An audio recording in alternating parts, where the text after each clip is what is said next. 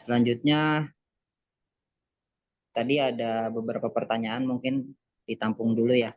Selanjutnya mari kita coba dengarkan materi dari narasumber yang kedua kepada Bapak Insinyur Wijayanto Samirin MPP. Eh,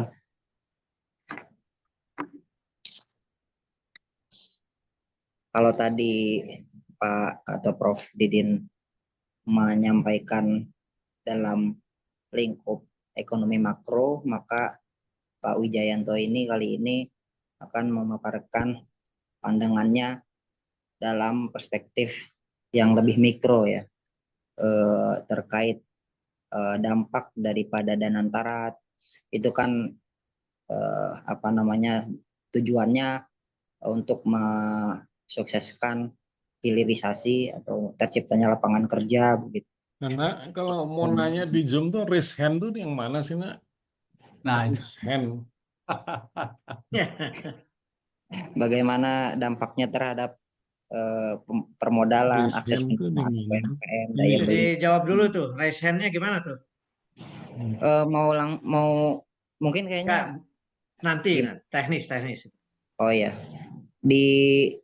kita kasih kesempatan narasumber kedua dulu mungkin ya. Setelah ini nanti kita sesi tanya jawab. Disimpan dulu pertanyaannya. Silakan, waktu dan tempat dipersilakan Pak Wijayanto. Terima kasih. Assalamualaikum warahmatullahi wabarakatuh. Makasih Mas Izudin. Salam. Prof. Didin, makasih. Prof. Didin sudah memberikan overview, framework, political economy yang sangat komprehensif, gitu ya, sehingga mempermudah saya dalam membahas hal-hal yang sifatnya lebih mikro, gitu ya. Nah, sebelumnya dalam paparan seperti ini biasanya saya menyiapkan PowerPoint, tapi tadi belum selesai. Jadi mohon maaf, pada kesempatan kali ini saya akan menyampaikan dalam bentuk narasi, begitu ya. Jadi mohon teman-teman mencoba menggunakan imajinasi gitu ya, karena setahu saya imajinasi itu lebih indah daripada PowerPoint siapapun yang bikin gitu. Nah, terkait dengan Danantara, memang sudah saatnya Indonesia punya lembaga seperti ini. Lembaga seperti Temasek atau GIC di Singapura, lembaga seperti Khasanah di Malaysia gitu ya. Sebenarnya ide ini sudah mulai digagas sejak akhir masa pemerintahan Presiden Soeharto.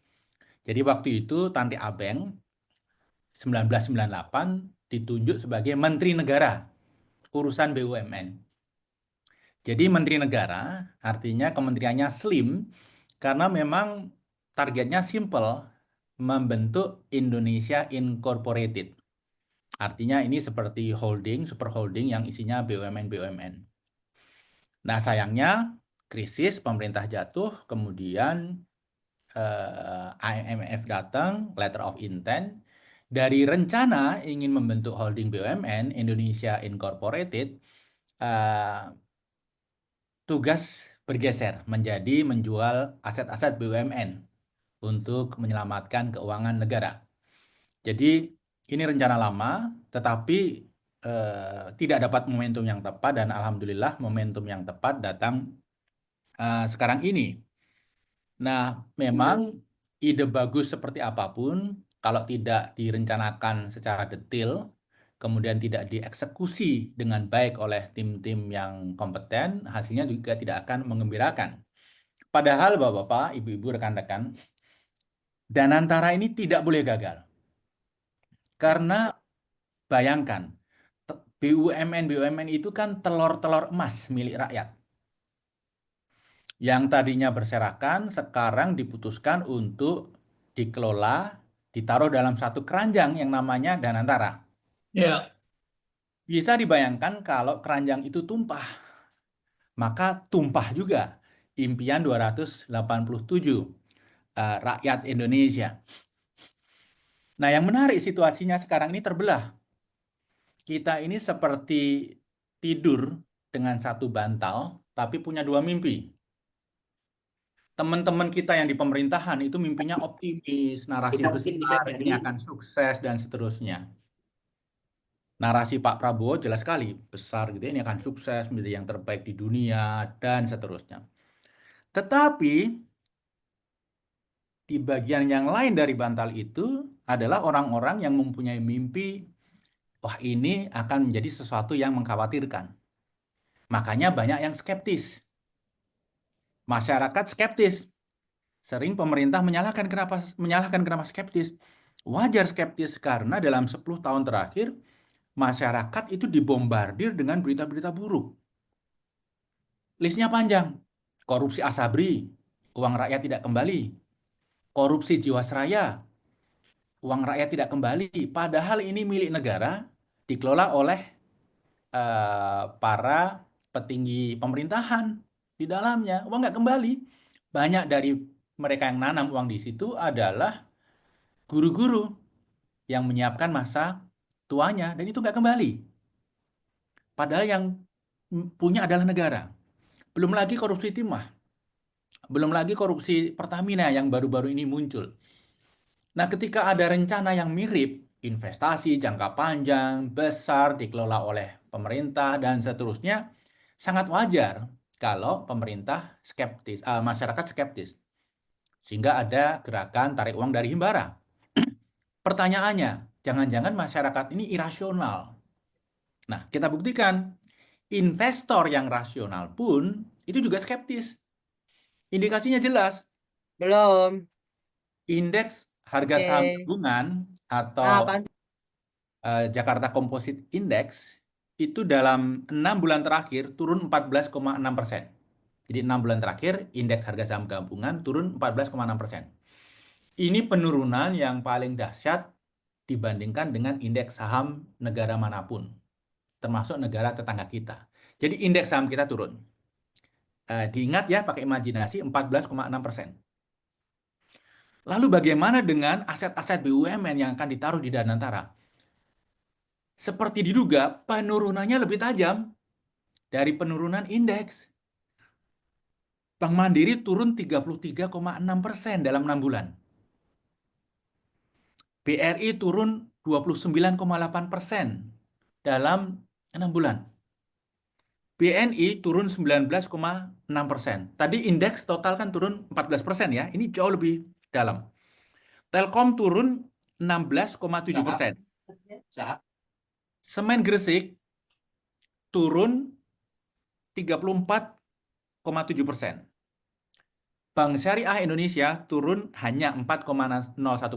Ini terbantu dengan isu bank emas. Jadi sentimennya positif. Aneka Tambang naik 10,54%. Ini juga ada sentimen positif akibat bank emas. Karena nanti produk emas dari Antam akan diserap oleh sistem perbankan kita. Jadi investor pun skeptis. Makanya saham-saham BUMN itu turun dahsyat. Kenapa? Karena akan ditaruh di bawah keranjang yang namanya Danantara. Dan kayaknya investor-investor agak meragukan dan agak mengkhawatirkan itu.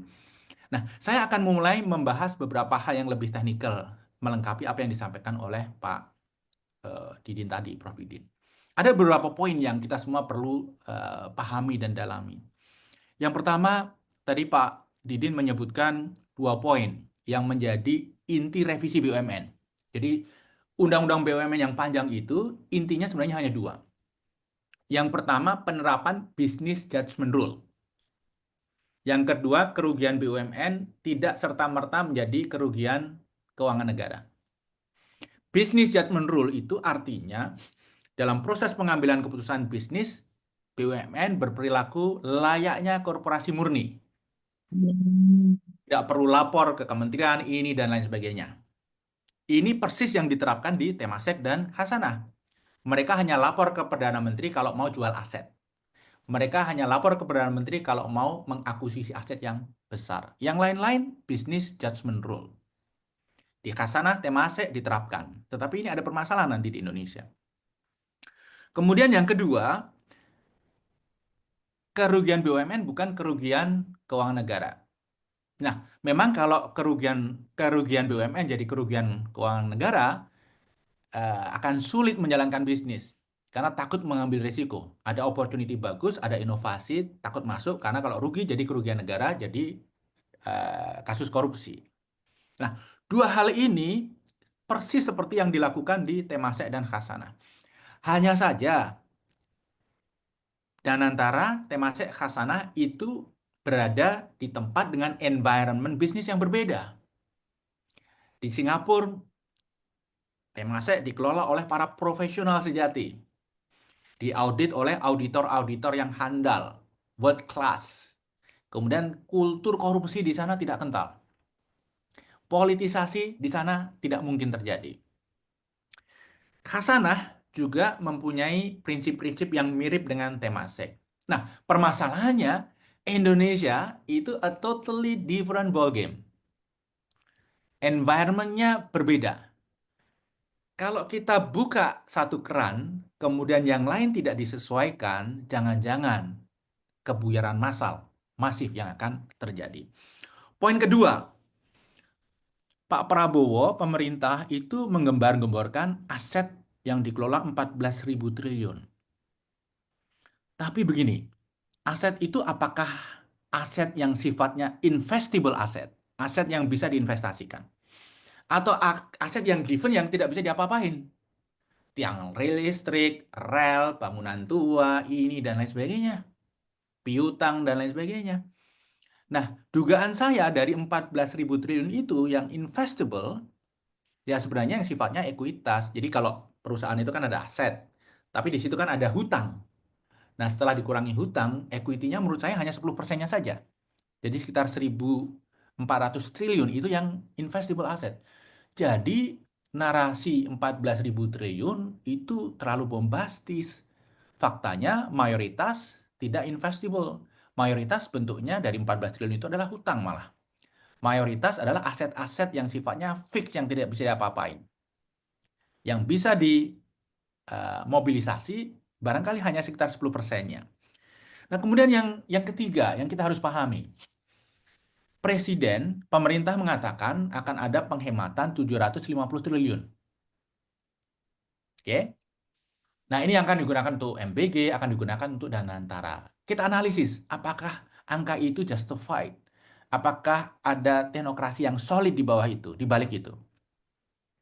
Misalnya, penghematan dari BA Bun 300 triliun. Saya tidak akan sentuh itu, karena tidak ada informasi lebih dalam. Yang kedua, penghematan dari APBN 250 triliun ya, 308 triliun yang 58 dikembalikan ke Pemda. Jadi 250 triliun. Begini, seolah-olah 250 triliun itu sudah di tangan. Padahal rekan-rekan, ibu-ibu, bapak-bapak, yang namanya APBN, pengeluaran itu pasti. Spending itu pasti, bahkan biasanya terlewati. Tapi yang namanya penerimaan itu proyeksi, itu imajinasi. Bagaimana kita yakin bisa menghemat, penerimaannya saja belum di tangan. Jangan-jangan 250 itu nggak ada, karena penerimaan negara mengalami shortfall. Itu yang kedua. Nah, yang ketiga terkait dengan dari dividen BUMN. Jadi 750, 300 BA Bun, kemudian 250 dari penghematan APBN, kemudian 200 dari dividen.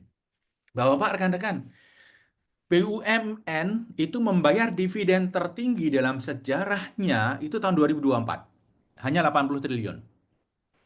Kalau tiba-tiba melejit 200 itu, apa rasionalnya? Kita sedikit agak technical finance ya.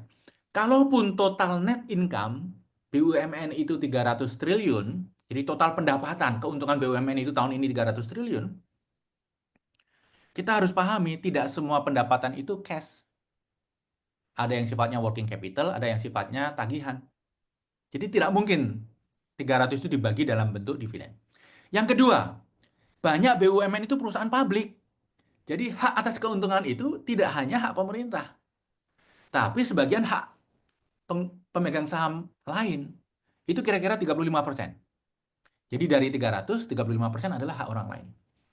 Belum lagi 100 triliun ditarik oleh BUMN untuk direinvest. Jadi dugaan saya, 200 itu nggak akan kejadian. 90 pun untung.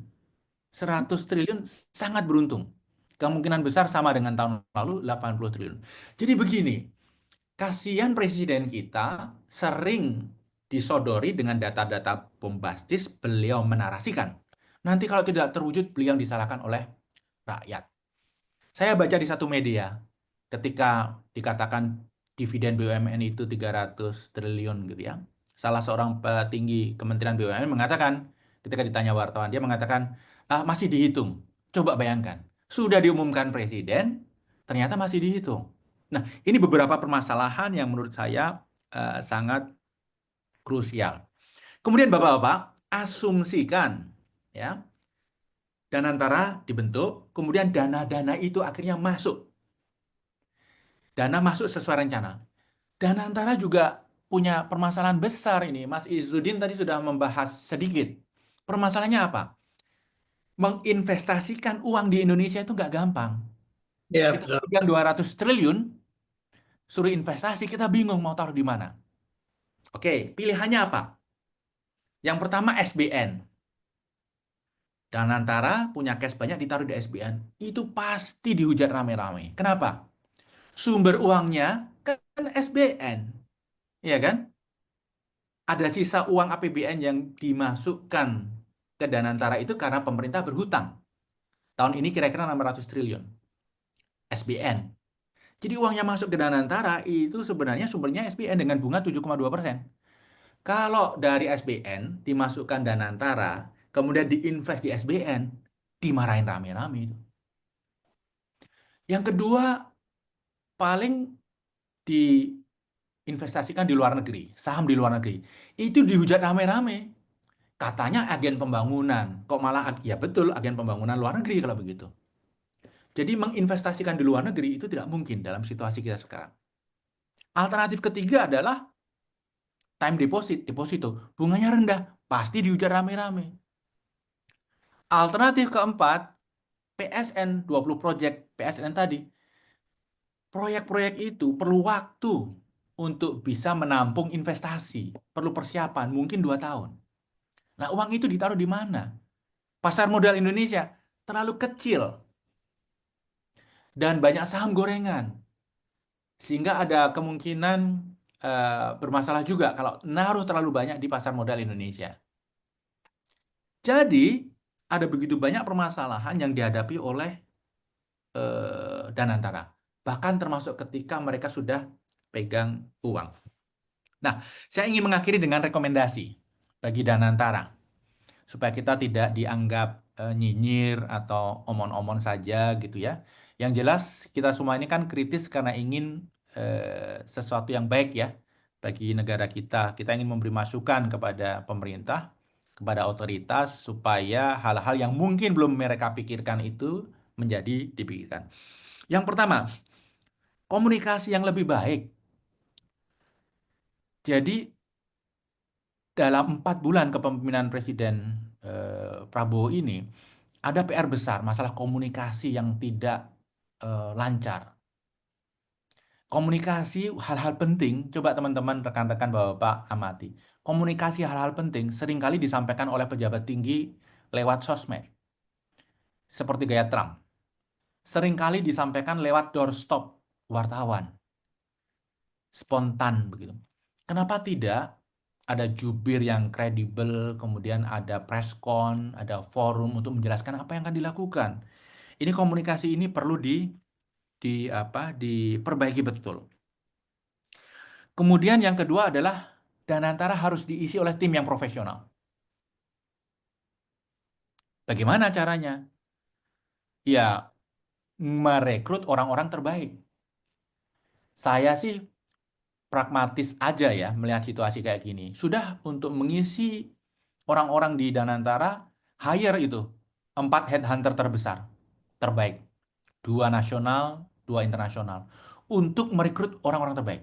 Dan proses rekrutmen itu harus transparan. Karena kalau tidak transparan, nanti yang muncul, yang masuk adalah buzzer dan seterusnya.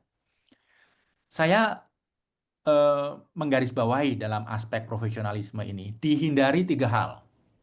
Yang pertama adalah koncoisme, yang kedua adalah nepotisme, yang ketiga adalah tim sesisme. Jadi semuanya harus tim ses. gitu. Nah, 3 hal ini harus dihindari.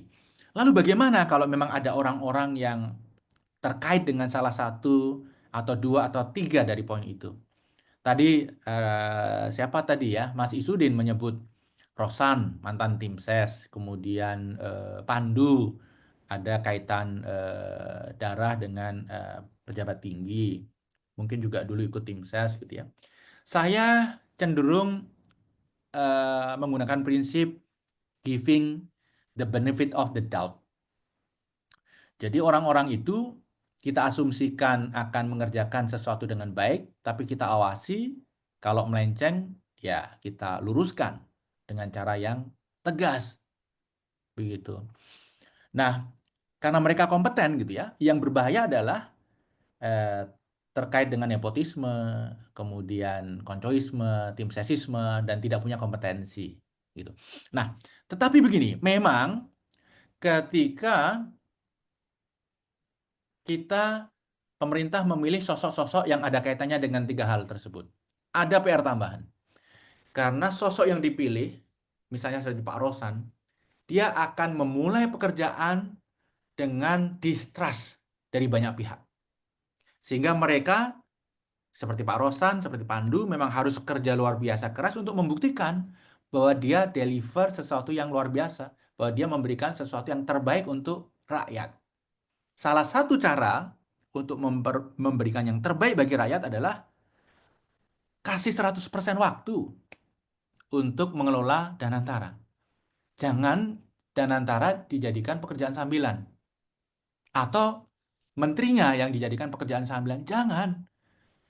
Mengelola perusahaan kecil saja sebagai CEO, 24 jam sehari, 7 hari seminggu, seringkali tidak cukup.